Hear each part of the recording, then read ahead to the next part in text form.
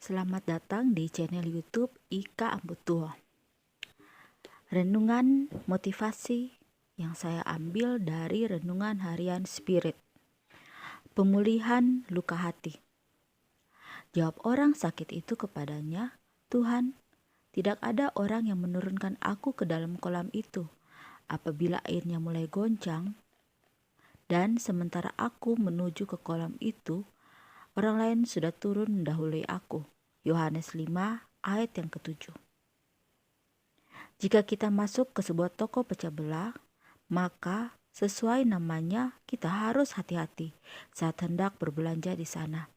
Jika tidak hati-hati, kita bisa saja memecahkan barang-barang yang dijual di sana.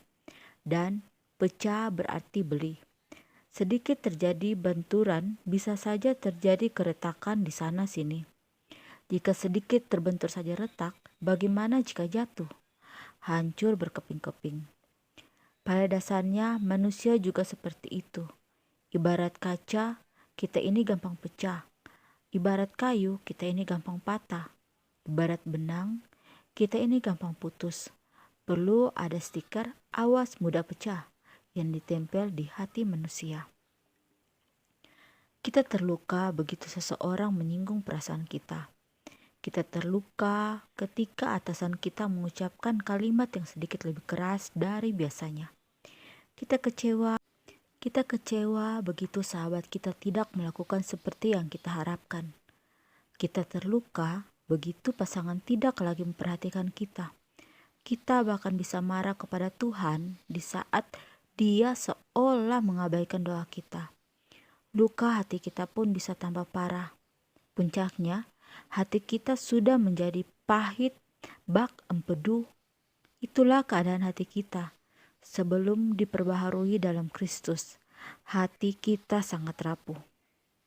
Memang tidak dijelaskan secara rinci, namun jika kita membaca respon orang yang lumpuh selama 38 tahun itu, maka akan terlihat bahwa hatinya luka. Ia menyalahkan keadaan. Ia menyalahkan orang-orang yang tidak mau menurunkannya ke kolam saat airnya mulai goncang. Ia menyalahkan orang-orang yang turun mendahulinya ke kolam itu.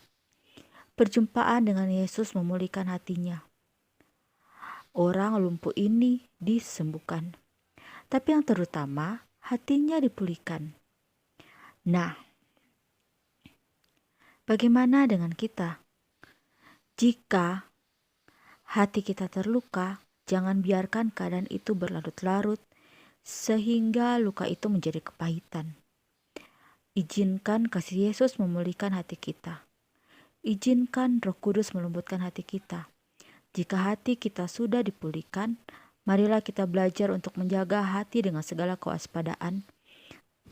Seperti yang tertulis dalam Amsal 4 ayat 23.